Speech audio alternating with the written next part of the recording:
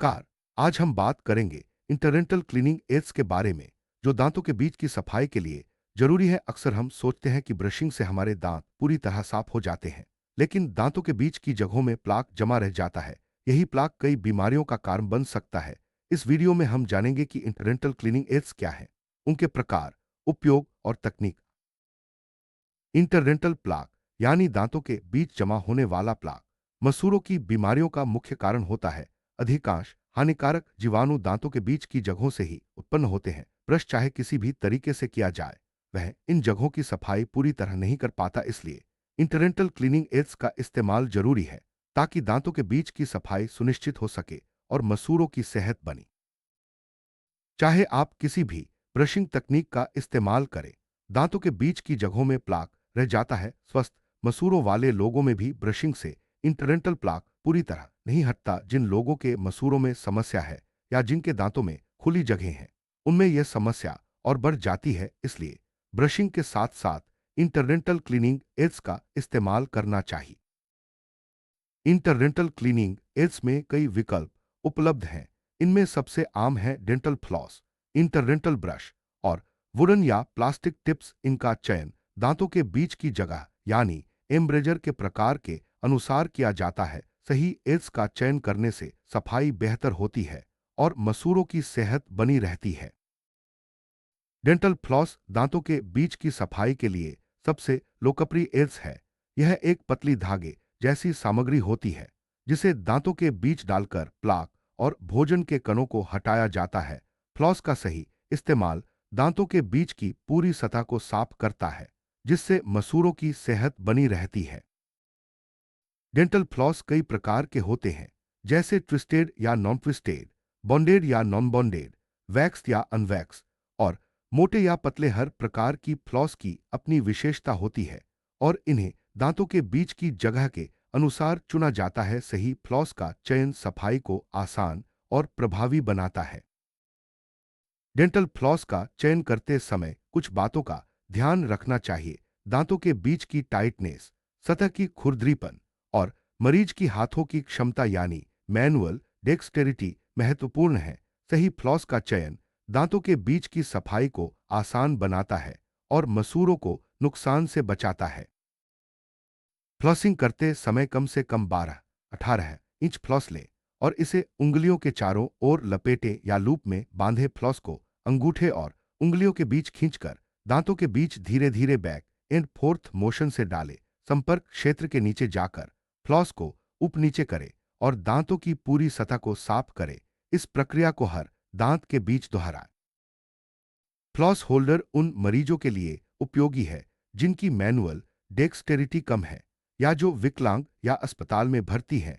Floss holder में कठोर fork और आसान माउंटिंग सिस्टम होना चाहिए। हालांकि यह समय लेने वाला हो सकता है और बार बार फ्लॉस को रिथ्रेड करना पड़ता है।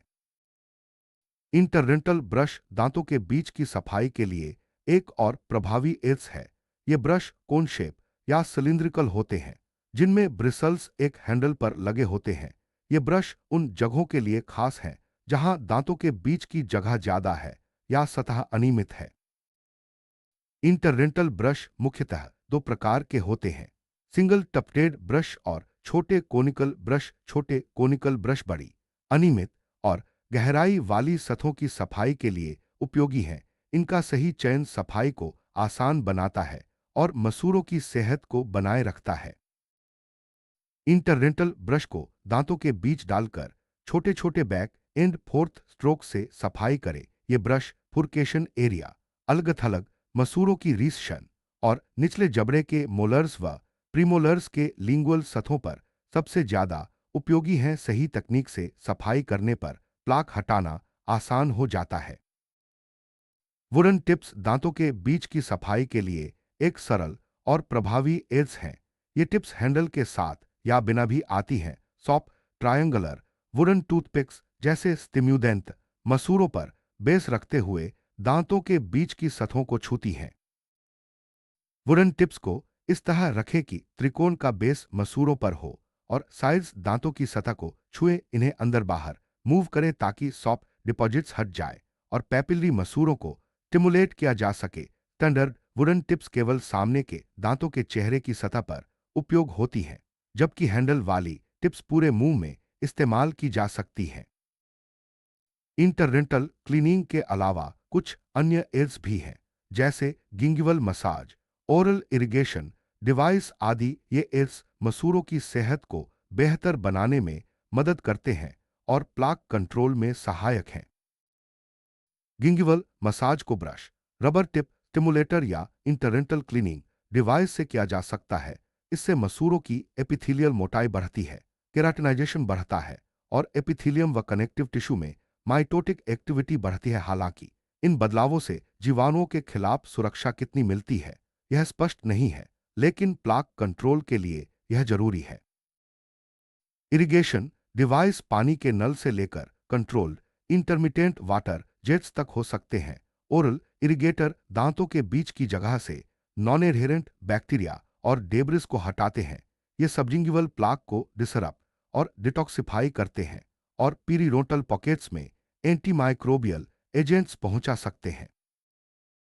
इरिगेशन डिवाइस में दो प्रकार की टिप्स होती हैं, cannula type tips office use के लिए और soft rubber tips home use के लिए।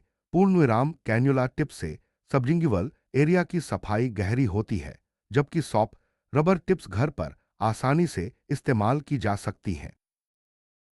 हाल ही में पावर्ड फ्लोसिंग डिवाइस का चलन बढ़ा है। ये डिवाइस नायलॉन टिप्स का इस्तेमाल करते हैं, जो दांतों के बीच तेजी से मूव करते हैं। ये मसूड़ों के लिए सेंसिटिव होते हैं और इनकी सफाई क्षमता मैनुअल फ्लोसिंग के बराबर होती है।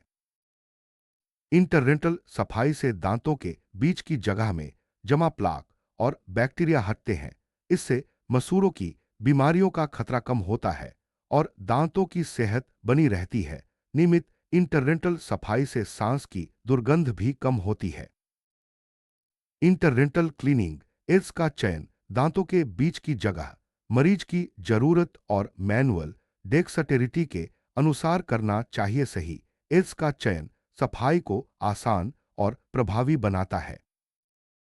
इंटरडेंटल क्लीनिंग एड्स का सही तकनीक से इस्तेमाल करना जरूरी है। गलत तकनीक से मसूड़ों को नुकसान पहुंच सकता है या सफाई अधूरी रह सकती है।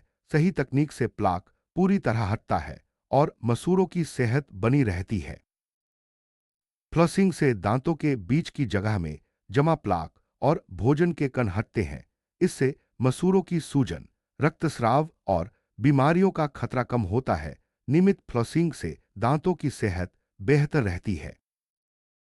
इंटरडेंटल ब्रश से बड़ी और अनियमित जगहों की सफाई आसान होती है। ये ब्रश फुरकेशन एरिया, मसूड़ों की रीसशन और निचले जबड़े के मोलर्स की लिंगुअल सतहों पर सबसे ज्यादा उपयोगी हैं। वुडन टिप से दांतों के बीच की जगह में जमा सॉफ्ट डिपॉजिट्स हटते हैं और मसूड़ों को स्टिमुलेट किया जाता है। ये टिप्स आसान, सस्ती और प्रभावी होती हैं। गिंगिवल मसाज से मसूड़ों की मोटाई और केराटिनाइजेशन बढ़ता है। इससे मसूड़ों की सेहत बेहतर होती है और प्लाक कंट्रोल में मदद मिलती है। इरिगेशन डिवाइस से दांतों के बीच की जगह में जमा नॉन एडहेरेंट बैक्टीरिया और डेब्रिस हटते हैं। ये डिवाइस सबजिंगिवल प्लाक को डिसरप्ट और डिटॉक्सिफाई करते हैं।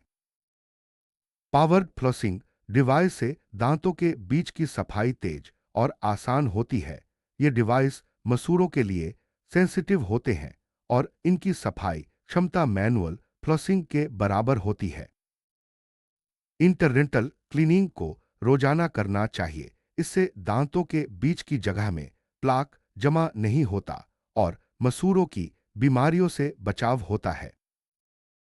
इंटरडेंटल क्लीनिंग करते समय सावधानी बरतनी चाहिए। बहुत ज्यादा दबाव से मसूड़ों को नुकसान हो सकता है।